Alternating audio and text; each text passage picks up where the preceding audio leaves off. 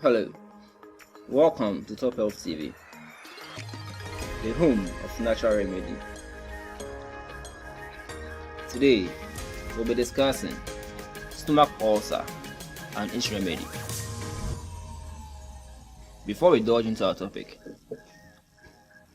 do click on the subscription button. Thank you for subscribing.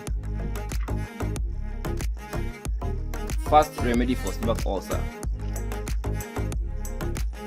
Ingredients: carrots, cabbage, and honey. Preparation: blend 1 big cabbage and 10 carrots with 4 liters of water. Sieve this mixture and get the juice out of it. Then add 2 cups of original honey to the juice.